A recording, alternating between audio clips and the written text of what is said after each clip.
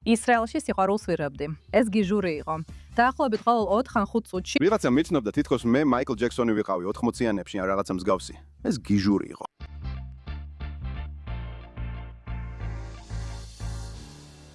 ამიტომაც გუნდი აქ JNS-ში. ვიფიქრე რომ გაგვეგიჟებინა ჩვენი შესანიშნავი შოშანა კეით ჯასკო მისი ერთ-ერთი გმირით, რომელსაც შოუსთვის ვირჩევთ ბოლო წელს. ყოველ კვირას ვირჩევთ გმირს. ერთ კვირას შოშანა მაირჩია კრისი, საკვების ბლოგერი, რომელიც სინამდვილეში ისრაელში იყო. უკეთ ცნობილია როგორც ბაბა. ანუ ბაბკას მეფე. ბაბკას მეფე. და ჩვენ ძალიან გაგვიმართლა შოშანა.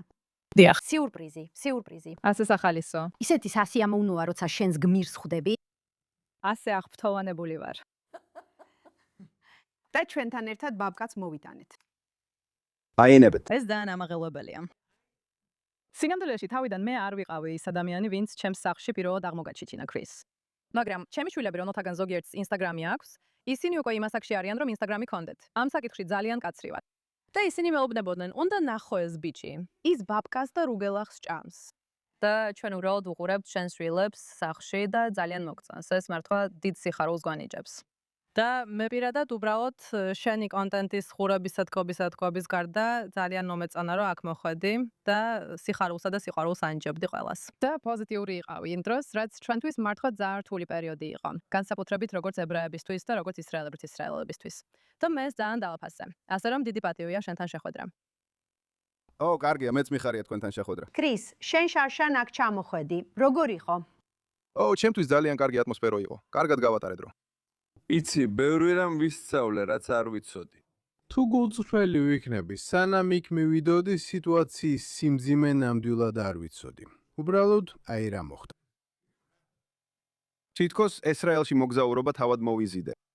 ფიქრობ, საკმაოდ აშკარაა, რომ ჩემი აუდიტორიის დიდი პროცენტი ებრაელი და ისრაელელია, რა თქმა უნდა. და ეს მანამდე იყო სანამ ისრაელში წავიდოდი. მახსოვს, ვფიქრობდი ჩემთვის, ან ხალხი კომენტარებში წერდა, კაცო, უნდა გაუშვათ birthright-ის პროგრამით. ის უნდა წავიდეს ისრაელში. და ამ კომენტარს 1000 მოწონება ჰქონდა, ხომ ასე? ესე რომ ვიცოდი, ფიქრობდი, მგონია რომ შესანიშნავი იქნებოდა თუ ისრაელში მოხვდებოდი. უბრალოდ ვფიქრობდი, რომ საბოლოოდ უნდა წავიდე ისრაელში.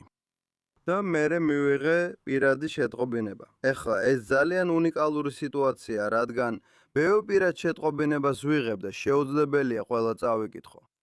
მაგრამ ზოგჯერ თუ რამდენიმე წუთი მაქვს, შევდივარ პირად შეტყობინებებში და ვპასუხობ, როცა დრო მაქვს. და მე შემთხვევით გადავაცხდი ერთ პირად შეტყობინებას ქალისგან სახელად დებორა.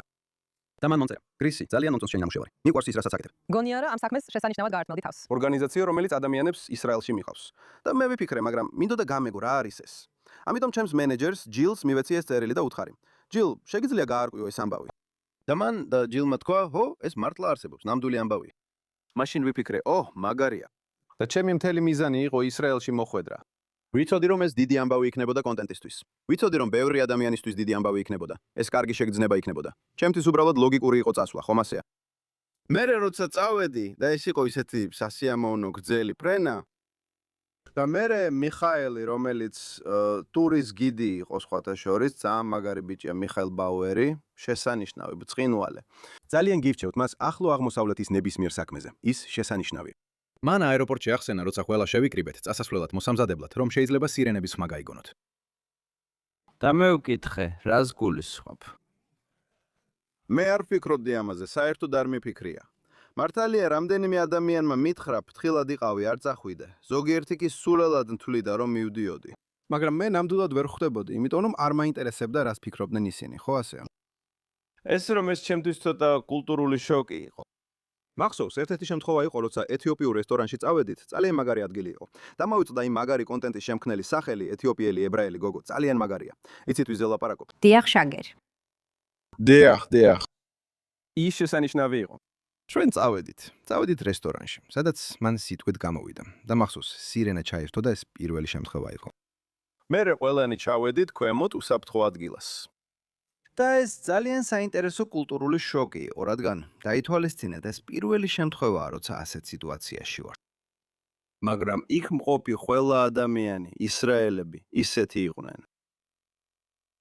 ეს იყო და მე ვზივარ იქ. შავკანიანი ბიჭი ჩიკაგოდან. თითქოს უბრალოდ აქ ჩვეულებრივი სამშაბათია. ხო, და მე ცოტა დავიბენი. ჯანდაბა. და ისინი კი იცინოდნენ, კარგად ერთობოდნენ. ეს იყო ნამდვილი კულტურული შოკი, რადგან მე ვფიქრობდი და ხალხი და მე კიდევ ერთი შემთხვევა იყო. ასე რომ, როცა წავედი, ეს იყო ზუსტად ჩემს სახლში დაბრუნებამდე იყო. 12 დღიანი ომის დაწყებამდე 1 დღით ადრე. ესე რომ, ეს როგორც შენ, არ ვიცი, მეგონა რომ ის წინა კვირა იყო თითქოს ყველაზე აქტიური პერიოდი, ხო ასეა? და უბრალოდ მახსოვს, ფიქრობდი, გულწრფელად რო გითხრა, ამან ამერიკაში ყოფნა უფრო დამაფასებინა, იცი? და ისიც რომ ორივე მხარეს წყლებია, მექსიკა, კანადა, ხო ასეა. ასე რომ ეს მადლიერებას მგვრის. და ამასთან ერთად მან კიდევ მაჩვენა რომ გამძლეობა და ის რომ ჩვენ არავის მივცემთ უფლებას დაგვაჩაგროს. ჩვენ ყველაფერს გავუმკლავდებით და მაინც გავაგრძელებთ. რა ეწერა ნოლას ნიშნზე? რომ მაინც ვიცეკვებთ? სწორედ ასეთი ენერგია იგრძნობოდა. და ამან მაიძულა მეთქვა, კარგი ჯანდაბა, თითქოს ძალიან გამიმართლა, რომ ამერიკელი ვარ და ეს ყველაფერი არ მიწევს გამოვიარო. ჩვენც გვაქვს ჩვენი პრობლემები. ჩვენც გვაქვს რაღაცები, მაგრამ ეს სირენები არაა. და აი რა არის მთავარი. თავარი, რაც ვისწავლე, როცა სირენას გაიგონებ, ნახე აქ ჩვენ რამდენიმე სირენა გვაქვს. მგონი ყოველი თვის პირველ სამშაბათს. ეს უბრალოდ ტესტია. იცი, ეს უბრალოდ ტესტია, მაგრამ იქ ეს ნამდვილად ტესტია. 5 წუთი გაქვს მოსამზადებლად, ხო ასეა? მაგრამ ამის გარდა ყველაფერი დანარჩენი და ისიც კი საშინელი არის, რადგან ბევრ ამას მასწავლი და მაგრამ ყველაფერი იმ ადგილთან დაკავშირებით ჩემთვის ატმოსფერო იყო. და ეხლა შეიძლება ჩემი გამოცდილება ცოტა სხვანაირია, რადგან ისრაელში სიყვარულს ვიღებ. ეს საოცარი იყო. დაახლოებით ყოველ 4-5 წუთში ვიღაცამ ცნობდა. და მე და მოусმინა, იცი, აქაც შტატებში სიყვარულს ვიღებ, იცი და კანადაშიც სიყვარულს ვიღებ. ასე რომ გარკვეულ დონეზე მიჩვეული ვარ ამას, მაგრამ ისე არა, როგორც ისრაელში იყო. იმიტომ რომ მიფიქრებდი, თითქოს მე მაიკლ ჯექსონი ვიყავი 80-იანებში ან რაღაც მსგავსი. ეს საოცარი იყო. შესანიშნავი დრო იყო, შესანიშნავი საჭმელი. უამრავი კარგი ადამიანი გავიცანი. რეალობა ძალიან მაგარი იყო. არანაირი საჩივარი არ მაქვს, 0%. ეს საოცარია. შეიძლება კითხო, საერთოდ როგორ მოხდი ბობხან რუგელოვში თავიდან? კარგი, ასე რომ მან თითქოს ვიდეოში თქვა ეს, რომელიც, იცი, არ ვარ დარწმუნებული ვნახე თუ არა ის ვიდეო და რომ მენახა ალბათ უფრო ადრე გაუზიარებდი. იმედი მაქვს არ გეწკინა რომ გავაზიარე. არა, არ ვიცი. სრულიად შემთხვევით და აი რა ხდის ჩემი ეს კავშირი ებრაელებთან ასე უნიკალურად ბუნებრივს? თუ 10 წლის წინ მეტყოდი, რომ ასე ამაყად და ძლიერად იდგებოდი ებრაელი ხალხისა და ისრაელის ხალხის გვერდით, ეს აზრადაც კი არ მომდიოდა. ეხლა გულწრფელად გეტყვით, მჯეროდა რომ სცენებზე ვიქნებოდი, ხო ასეა? მჯეროდა რომ ცნობადობას მოვიპოვებდი. ბავშვობიდან ყოველთვის ვიცოდი ეს. სკოლაშიც კი, გამოსაშვების აღამოს მეფე ვიყავი. გონია რომ ჩემს ცხოვრებაში ყოველთვის ადამიანებს ჩემი ენერგია მოსწონდათ. სინამდვილეში ჩემი ენერგია იმდენად ძლიერია, რომ თუ ეს კარგი ენერგია არ არის, ადამიანებიც ამას გრძნობენ, ხო ასეა? და წლების განმავლობაში ამის სწავლა დავიწყე. მაგრამ როგორც არ უნდა იყოს, რომ დავბრუნდეთ ისტორიაზე, მე უამრავ სხვადასხვა კულტურაზე ვაკეთებდი კონტენტს, სულ სხვადასხვაზე. ყველა. ეს ძირითადად დაიწყო ასე. ჰეი, თეთრკანიანებო, იმიტომ რომ ფიქრობდი, ეს კონტენტი მუშაობს. და შემდეგ გადაიქცა ასე. ჰეი, მექსიკელებო. და მე ვიფიქრე, კარგი, რადგან ვიგზენი რომ ხომ არ ვაჭარბებ. აი ეგ იყო, თითქოს რას ვაკეთებ? ხომ არ ვეპირფერები. ვცდილობდი ძალიან ფრთხილად ყოფილიყავი, რომ არ ყოფილიყავი ის ტიპი, ვინც უბრალოდ ასე აკეთებს, მოგესმით? ამიტომ დავიწყე შეცვლა. მერე ბელიზურ თემებზეც ვაკეთებდი კონტენტს. მერე პაკისტანურ თემებზეც ვაკეთებდი კონტენტს და ასე ალბათ 50, შეიძლება 60 სხვადასხვა კვების კულტურაზე ვაკეთებდი კონტენტს, მოგესმით? და მე ერთ დღეს დაახლოებით 6 ან 7 თვის შემდეგ, რაც გადავწყვეტე კულტურული კონტენტის გაკეთება, გავჩერდი. დირფილდში არის ადგილი, მგონი მაქს და ბენის იქვია დირფილდი, ილინოისი. მოგითხო მაქს და ბენის. და ვიფიქრე, ხო იცი რა, მგონი აქვთ ის შავ-თეთრი ორცხობილები, რომლებიც, როგორც მახსოვს, საკმაოდ ებრაულია, ხომ ასეა? მერე შევედი შიგნით, ავიღე ქუქი და მაგარი იყო, იმიტომ რომ იცი, ქუქიები აშკარად არაა ჩვეულებრივი ქუქი, მაგრამ შავ-თეთრია, ხო ასეა? აი ესე, ხო? და მახსოვს თქვი, მადლობა ებრაელებს ამ ქუქისთვის. ჰეი ებრაელებო, იმიტომ რომ მომწონს იდეა რომ ორი რამე ერთადაა, ხო ასეა? მერე ვიკბინი ასე და შევჭამე პირდაპირ შუაში, ხო? და მერე ვიდეო ძალიან პოპულარული გახდა. ყოველთვის ჰქონდა წესი. ყოველთვის ვამბობდი, რომ რომელი კულტურაც არ უნდა ავიღო, მინიმუმ 2 ან 3 ვიდეოს მაინც გავაკეთებ ზედიზედ, სანამ მაყურებლების რაოდენობა მერე გავაკეთე შავ-თეთრი ნამცხვარი. ისიც ძალიან პოპულარული გახდა. მერე კიდევ ერთი ვიდეო გავაკეთე. ისიც ძალიან პოპულარული გახდა. და ვიდეოები უბრალოდ სულ ვირუსული ხდებოდა. ეს უბრალოდ სულ ვირუსული ხდებოდა. ჯერ ვესთან ერთად გავიჭედე. ო, კაცო. მაგრამ მე ამაში პრობლემას ვერ ხედავ. ეს ჩემთვის აზრს მოკლებულია. რაც შეეხება ამ ენერგიას, ებრაელებთან მეგობრობას, პირველ რიგში მე ებრაელებთან ერთად გავიზარდე. North Shore-ში. ყავს მეგობრები და არ მინდა ის ტიპი ვიყო, ვინც ამბობს, რომ ყავს შავკანიანი მეგობარი, მაგრამ მართლა ბევრი მყავს. და ყველა მათგანი დაგიდასტურებთ, რომ მათთან კარგად ვიყავი ჯერ კიდევ სკოლის დროიდან. ხომ ასეა? ამიტომ ჩემთვის უცნაური არ არის დავიცვა ადამიანები, ვისთანაც პირადად მქონია ურთიერთობა. აი ასეა. ვიცი, თქვენ ისრაელში ხართ, მაგრამ მე გულწრფელი ვიქნები. მომწონს, როგორც თქვი იმ ვიდეოში, რომელიც გავაზიარე, იმიტომ რომ თქვი, ვიცი, რომ ქრისი ამბობს. თქვენ ისრაელში თქვენი საქმეები გაქვთ, ხომ ასეა? და დაუშვათ პრობლემა მქონდა იმასთან, რაც ისრაელში გადაწყვეტილებების მიღებას ეხება. დაუშვათ პირადად ასე ვგზნობდი. რა კავშირი აქვს ამას ჩემს მეგობარ ბრაიანთან, რომელიც ებრაელია და North Shore-ში ცხოვრობს? შენ მას შეიძულებ იმის გამო, რაც იქ ხდება. ამას ჩემთვის აზრი არ აქვს. ზუსტად ისე როგორც ამერიკაში ეხლა ნახევარს, ალბათ მეცაც არ მოსწონს ის გადაწყვეტილებები, რასაც თავრობა იღებს. ამერიკამ პირდაპირ მნიშვნელობით დაამონდა შავკანიანი ხალხი. მე შავკანიანი ადამიანი ვარ. მეუბნები, რომ ეს ჩემი ბრალი. მეუბნები, რომ მონობის ბრალი ჩემზეა. ლოგიკურად რო ვთქვათ, ეს ჩემთვის აზრს მოკლებულია. იცი, მე მიყვარს ადამიანის შეფასება იმის მიხედვით, როგორ მაგრძნობინა თავი, როცა ვნახე. ესმის რას ვამბობ? სულად გეთანხმები. ჩემთვის როცა ამბობ, ჰეი, ებრაელები, ჰეი, თეთრკანიანები, ჰეი, ესა თუ ის, ჩემთვისაც იდენტობის პოლიტიკაა, რაც ძალიან მაწუხებს. ზუსტად შენ საღით, მე სკოლაში ვსწავლობდი შავკანიანებთან, პუერტორიკელებთან, მექსიკელებთან ერთად. სკოლიდანო მესმის ესპანური. და არასდროს მადარდებდა რაფერის კანი ქონდათ. და უნივერსიტეტების ხელახლა სეგრეგაცია ჩემთვის ტრაგედია. ვინც არ უნდა აკეთებდეს ამას, საიდანაც არ უნდა მოდიოდეს, ეს არ უნდა მოხდეს. უნდა მოხდეს. ასე როცა ამბობთ, ჰეი, თეთრკანიანებო, ჩემთვის ეს ნიშნავს, აი ზუსტად ამაზე ვსაუბრობ. აიღეთ ეს იდენტობის პოლიტიკა და უბრალოდ ფანჯიდან გადაყარეთ და თქვით, შენ ებრაელი ხარ და მე ეს მისაღებია. შენ შავკანიანი ხარ და მე ეს მისაღებია. შენ პაკისტანანი ხარ და მე ეს მისაღებია. ჩვენ შეგვიძლია გავიზიაროთ ის რაღაცები, რაც მოგწონს და არ გვჭირდება საუბარი იმაზე, რაც არ მოგწონს. მაგრამ თუ მაინც ვისაუბრებთ, ერთმანეთს პატივისცემით მოვეკიდებით. ჩემთვის ეს არის ადამიანობის საფუძველი და სწორედ ამას ვეძებდი. და მგონია, რომ სწორედ ამიტომ ამდენ ადამიანს ეხმიანები ქრის, რადგან ძალიან გულწრფელი ხარ. და შენ ისეთი ხარ. ეს შენი, როგორც თქვი, შენი ენერგია ძალიან კარგია და ადამიანებს შენთან თავს უსაფრთხოდ აბრძნობინებს.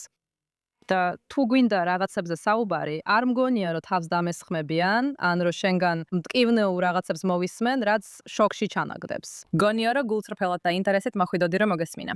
და მოგესმინა. კიდე რა შეიძლება მოითხოვო ადამიანში? ხო, ამას ვიტყვი და მე იცი, აი ერთი რამ ჩემზე, რაც ბევრმა ალბათ არ იცის კულისებში, ისა რომ მე ჩემს გონებასთან შეუჩერებლად ვმუშაობ. სრულად ჩართული ვარ თვითგანვითარებაში, მუშაობ საკუთარ თავზე, იმიტომ რომ ასე ვფიქრობ და არ ვიცი, აზრი აქვს თუ არა ამას, მაგრამ ჩემთვის, თუ მე ვცხოვრობ ცხოვრებას და მას ჩემს გონებაში ვფილტრავ, თუ ასე აღვიქვამ რეალობას, რატო არ უნდა გავაკეთო ყველაფერი, რაც შემიძლია, რომ გავიგო ეს რაღაც, რაც ჩემს რეალობას აღიქვამს. რატო არ უნდა გააკეთო ეს? როგორ შეიძლება რომ სრულად არ იყო ჩართული, სრულად, აბსოლუტურად, იმაში რაც განსაზღვრავს, როგორ ვითარდება შენი ცხოვრება. და მე ბევრს მუშაობ. და აი, რა მგონია, ყველაფრის საფუძვლად რა დევს? ძალიან აშკარაა, რატო? კარგი, აი ესე ვიტყვი, აშკარად იღბალი მონაწილეობს. და აშკარად დროის ფაქტორიც მნიშვნელოვანია იმაში, რატო გავხდი ასე ცნობილი ებრაულ საზოგადოებაში. იმიტომ რომ იმ დროს, როცა ბევრი ადამიანი კეთილ სიტყვებს არ ამბობდა, მე შემეძლო მეთქვა, კეთილი სიტყვები, როგორც ყველასთვის ვიტყოდი. ასე რომ რაც ცოტა უცნაურია, როცა ამაზე ფიქრობ, ეს მართლაც საინტერესოა. და ეს ძალიან არ მინდა სიტყვა სევდიანი გამოვიყენო, რადგან უარყოფით ენერგიას არ ვანიჭებ უპირატესობას, მაგრამ ასია, დაფიქრი კრის, ან ხალხო. ყველაფერი რაც გავაკეთე, იყო ის, რომ კეთილი ვიყავი მათ მიმართ. იმ დროს, როცა ადამიანები ძალიან უღირსად იქცევიან, როგორც შენ თქვი, ეს დროის საკითხია. და ამასთან დაკავშირებით კრის, ჩემი კითხვა შენთან. როცა ისრაელიდან დაბრუნდი, ბევრი უარყოფითი დამოკიდებულება მიიღე იმის გამო, რომ აქ იყავი. ესეთი კითხვების პასუხად პირველ რიგში პასუხი არის არა. და აი მიზეზიც, რატომ? და ეგ საკამათო რამეს ვამბობ. მე ესეთ ენერგიას არ ვაძლიერებ. ეს შესანიშნავია. კარგი. ადრე ასე ვიქცეოდი, იმიტომ რომ ზოგი ადამიანი მეუბნებოდა, რომ ილუზიებში ცხოვრობდი. ისინი ამბობდნენ, რომ ძალიან პასიური ხარ. იცი, ადრე მინახავს რაღაცები, რა თქმა უნდა, ხალხი ხედავ ამას, ეს ბევრად უფრო ღია, ვიდრე ოდესმე მინახავს. ნამდვილად ვაცნობიერებ, რას გადიან ებრაელი ხალხი აშკარად. ამ ყველაფრის მიუხედავად, ძალიან ბევრ სიყვარულს ვიღებ. რომ ეს სიყვარული მთლიანად ახშობს ნებისმიერ სხვა უარყოფით ენერგიას. შეიძლება მივიღე რამდენიმე საკმაოდ საინტერესო პირადი შეტყობინება და რამდენიმე მუქარაც. იცი, მე ესე რომ ეს გამოვცადე, მაგრამ ამაში არ ვცხოვრობ. ასე რომ პირადად ჩემთვის ასეა. მე არავის ვეუბნები რა გააკეთოს. მაგრამ ჩემთვის მე სიყვარულზე ვაპირებ კონცენტრირებას, რადგან მინდა რომ ის გავაძლიერო, რაც მინდა. ხედავ, აი აქ არის და ბევრიც აქ ხდება საკამათო, რადგან ბევრ ადამიანს გონია და მეც ასე ვფიქრობდი ადრე, თითქოს არა, უნდა იბრძოლო. უნდა იბრძოლო და ბრაზით უნდა იმოქმედო, ხო ასეა? ჩემი მსოფლმხედველობიდან და იმ რაღაცებიდანაც ვისწავლე, მგონია რომ მე უფრო სულიერი ტიპი ვარ, არა ძალიან რელიგიური. მე მჯერა ენერგიის. მე მჯერა რომ მეცნიერებაც ადასტურებს ჩემს აზრს ენერგიაზე. მე მჯერა რომ ენერგია, რომელსაც ჩვენ გამოვყოფთ და რომელზეც კონცენტრირდებით, პირდაპირ ბატარეას ჰგავს. რატომ უნდა დავმუხტო ის რაღაცები, რაც არ მინდა? ეხლა მინდა ძალიან ნათლად თქვა, რომ ეს არ ნიშნავს თითქოს ჩემს საქმეს არ მივღედავ, ხომ ასეა? ანუ, კრის, შენ პოზიტიური იქნები მაშინაც კი, როცა რაღაცები ხდება. ან მე რომ ყველაფერი ყოველთვის იდეალურადაა. რასაც ვამბობ არის ის, რომ ჩემს საქმეს მივხედავ, მაგრამ ყურადღებას გავამახვილებ სინათლეზე, რადგან სწორედ ამას მინდა მივცე ენერგია. და რაც მე ვისწავლე, ეს არის იუდაიზმის მთელი არსი. დიახ. აი, რაც კიდევ უფრო უნიკალურია ჩემს სიტუაციაში, მიუხედავად იმისა, რომ ბევრი ებრაელი მეგობარი მყავდა, იუდაიზმი ნამდვილად არ მესმოდა. ისინი უბრალოდ სხვა ადამიანები იყვნენ და თავიანთ საქმეს აკეთებდნენ. ეს არ იყო ისე, რომ მეც შიგნით შევსულიყავი, მაგრამ ბევრ ებრაულ სივრცეში მიმიწვევდნენ, როშ ჰაშანაზე და რაბინთანაც მისაუბრია. ხალხთანაც ხონია საუბრები, ხო ასეა? და ვსწავლობ, რას ნიშნავს რჩეული ერი. ეხლა გეტყვით, ჩემი აზრით, რას ფიქრობს გაუნათრებელი ადამიანი. რას ნიშნავს რომ რჩეული ხარ? ჩვენზე უკეთესი ხარ? ეს ჟღერს ეს. სინამდვილეში მის სახელს არ დავასახელებ, მაგრამ როცა თქვენ გეუბნებით ამას და იგივე უთხარი ერთ ებრაელ ადამიანს, თვითონაც კი მითხრა, ეგ არც კი ვიცოდი. ებრაელმა ბიჭმა მართლა იფიქრა, რომ ეს ნიშნავდა თითქოს მე უკეთესი ვარ. უმეტესობას ასე არ გონია. მხოლოდ ერთი ადამიანი იყო, ვინც ოდესმე ასე თქვა. და იცი, მოკითხვა მას, თვითონ იცის ვინ არის. მაგრამ ჩემი აზრი ისაა, რომ რასაც ვსწავლობ, ისაა, რომ საქმე არ ეხება იმას, რომ ვინმე სჯობს სხვას. ეს არის პასუხისმგებლობა, გაანათო გზა. რაბინებმა მითხრეს, რომ ზოგჯერ ეს ტვირთია. ზოგჯერ ეს ტვირთია.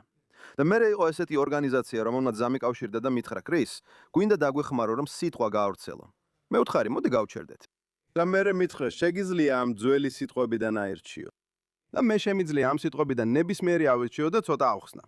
ერთადერთი გზა, რომ კონტენტი შევქმნა, არის ის, თუ ეს ჩემს პიროვნებას შეესაბამება. უნდა ვიყო მე, ხომ ასეა? და ის, რომელიც ყველაზე მეტად გამოირჩეოდა, იყო Bittachon? როგორ თქვი, უკეთესი ჩემპიონი. Bittachon. თავდაჯერებულობა, უსაფრთხოება. და მე ვიფიქრე, კაცო, აი ასე უმოქმედებ.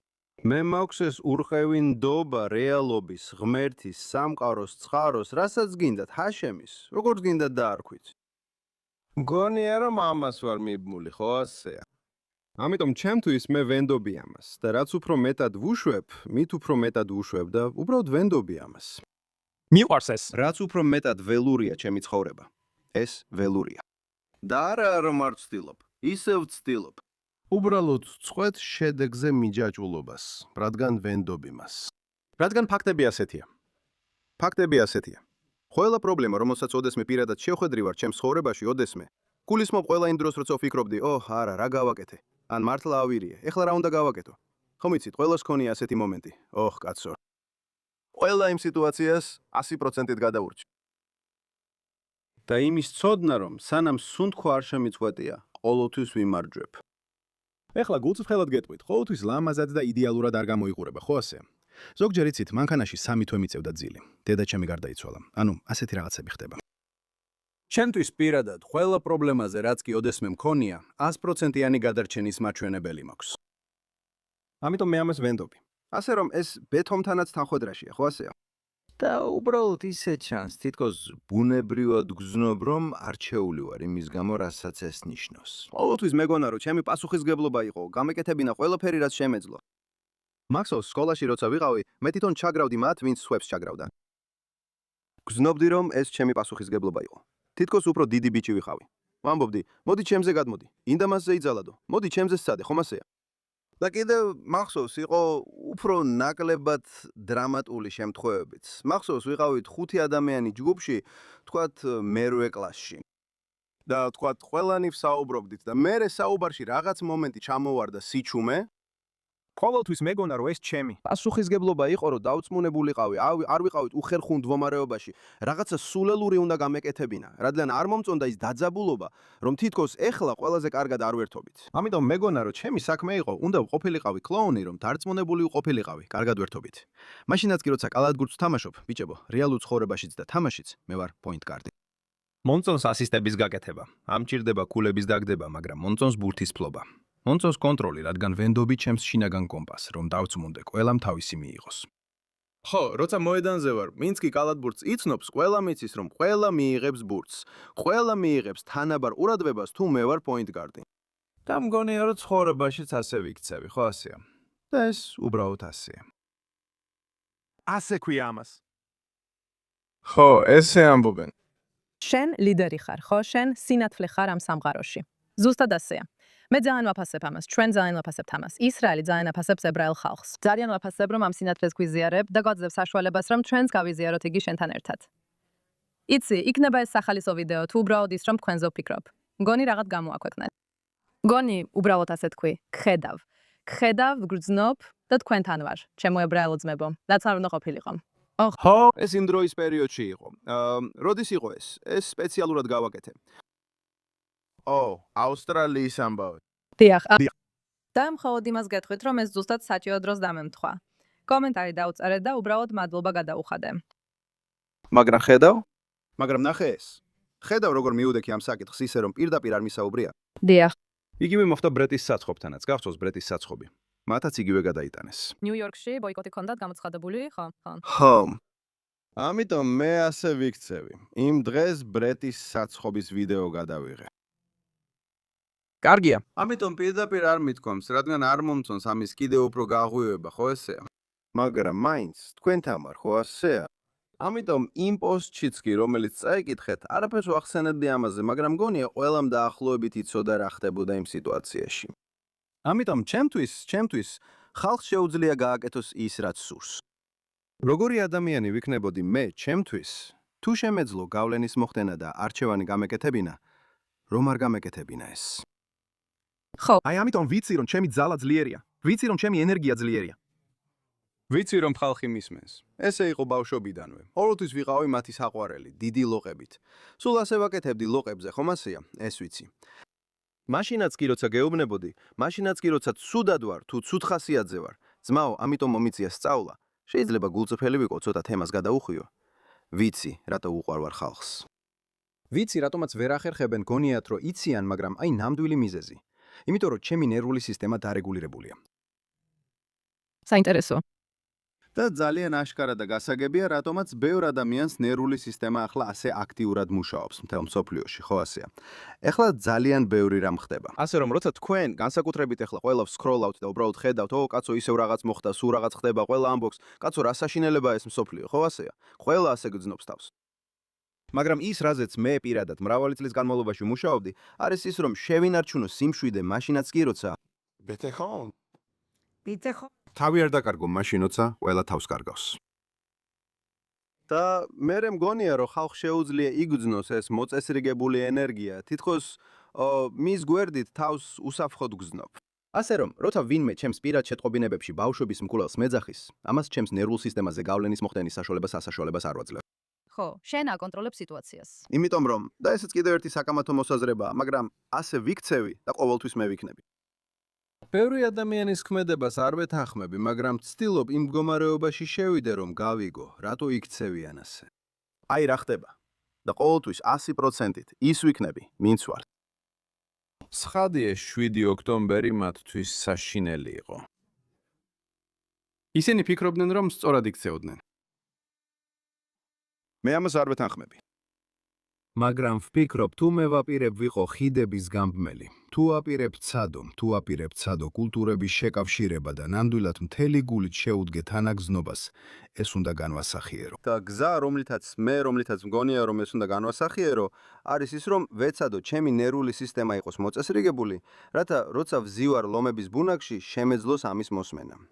ყოველთვის მეც არ გამომდის ეს.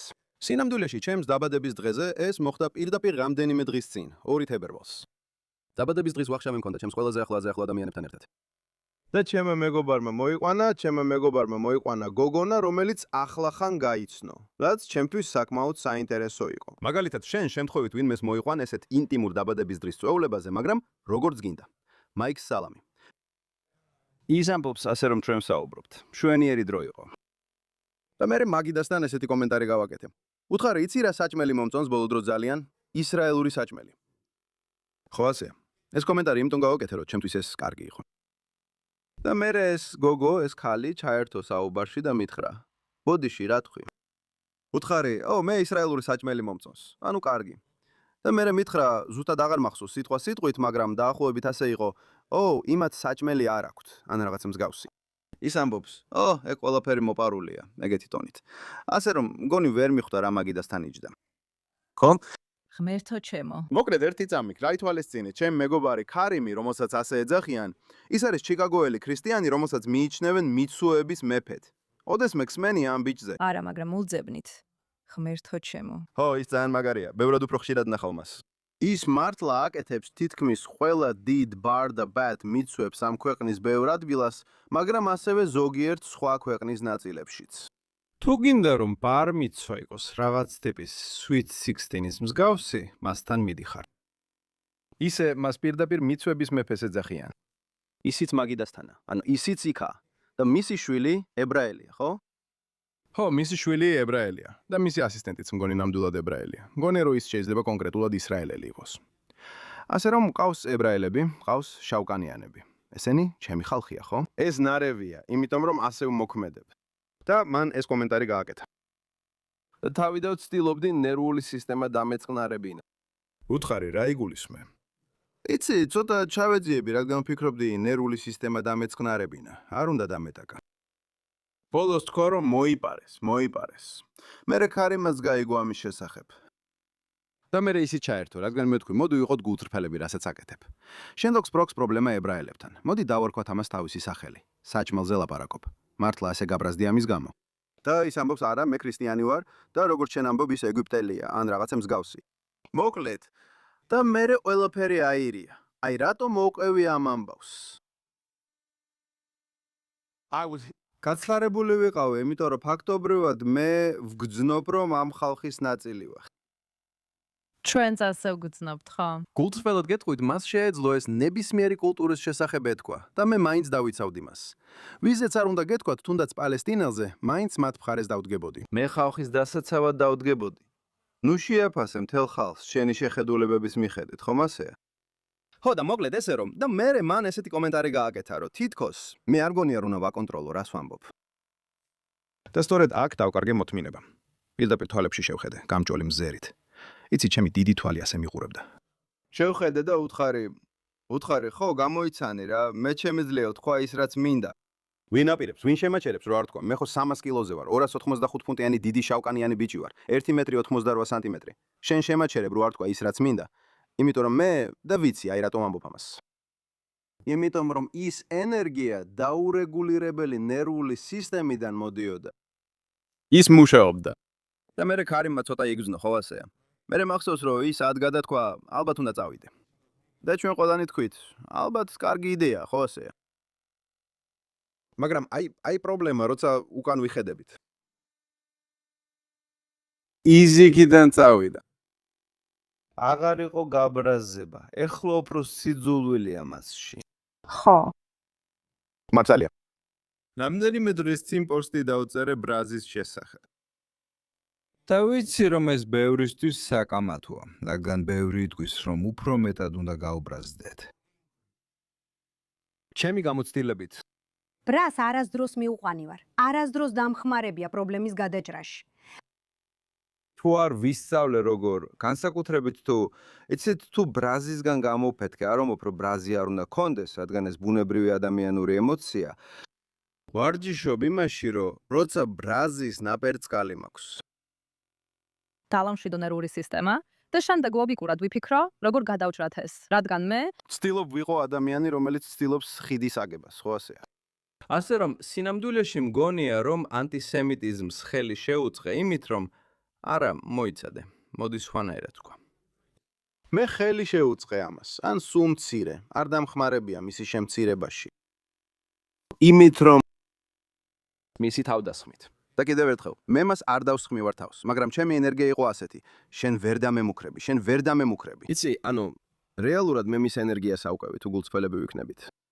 მაგრამ ეს ხიდის მშენებლის საქციელი არ არის. ასე რომ, ჩემთვის, არ ვამბობ, რომ სხვებს არ შეუძლიათ გააკეთონ ის, რაც უნდა გააკეთონ. ჩემთვის, მე ისევ მუშაობ იმაზე, რომ კიდევ უფრო დავამშვიდო თავი, განსაკუთრებით ბრძოლის ჟამს. წარმოიდგინე ეს. წარმოიდგინე, რომ დავჯექი და ეს საუბარი მშვიდად გვაქვს. მერე კი ყველაფერს ვლაპარაკობთ. ხო, და მე ის მაინც სიამოვნებით მიირთმევს ვახშამს. მას უფრო მეტი გაგება უჩნდება. აცნობიერებს, რომ მოიცადე, იქნებ არც აქვს. იქნებ არც აქვს. მე მაინც არ მადარდებს, რაც ალბათ ბევრ ადამიანს ეხება. მაგრამ ეხლა ზუსტად ვიცი, რომ ის ბედნიერი არ წავა. ზუსტად ვიცი, რომ ის გახსნილი არ იქნება, რადგან მე მივეცი მას ენერგია, რომ იქიდან წასულიყო. ხვდები რას ვამბობ? აი, ამას გულისხმობ ჩემს ნერვულ სისტემაზე საუბრისას. და მე ჯერ კიდევ მუშაობ ამაზე. მიზეზი, რატომაც ეს ამბავი მოვყევი, ისაა, რომ ჩემს ნერვულ სისტემას ჯერ სრულად ვერ ვარეგულირებ. თუმცა ის საშუალო ადამიანთან შედარებით მეტად დარეგულირებულია. მაგრამ კრისი, შენ ძალიან კარგ ენერგიას ასხივებ. და ვფიქრობ, მართალი ხარ, როცა ამბობ, რომ უბრალოდ უარყოფით ენერგიას ამ სივრცეს არ მისცემ. და მგონია, სწორედ ამიტომ აღიქვამენ შენს თავს ადამიანად, რომლის კონტენტიც და დამოკიდებულებაც ყველას უყვარდება. და ასევე საკვების გამოყენება, როგორც გამაერთიანებელი ფაქტორი ყველა ადამიანისთვის, რაც ვფიქრობ, ძალიან სწორია. ეს მართლაც შესანიშნავია და ამიტომაც ძალიან მადლიერები ვართ. შოშანამ ხო იცით, შენ ჩვენს გმირად დაგასახელა. და ჩვენ ძალიან ბედნიერები ვართ, რომ მოგვეცა შესაძლებლობა თქვენთან გველაპარაკა. დიახ, ძალიან მომწონს თქვენი ფილოსოფიის, ნერვული სისტემებისა და ამ ყველაფრის მოსმენა. ეს ძალიან მომწონს. ქვავით გამოყვებით, იმედი მაქვს, ყველა ისევ გამოყვებათ. და დაბრუნდით ისრაელში. დიახ, დაბრუნდით ისრაელში. მოგვიწევს დაბრუნება. ხომრობთ, რა თქმა უნდა. საფარის საჭმელიც გვექნება. კრის კემბელი, ღმერთმა დაგლოცოთ. დიდი მადლობა, რომ ჩვენთან იყავით. რა თქმა უნდა. მადლობთ, კრის.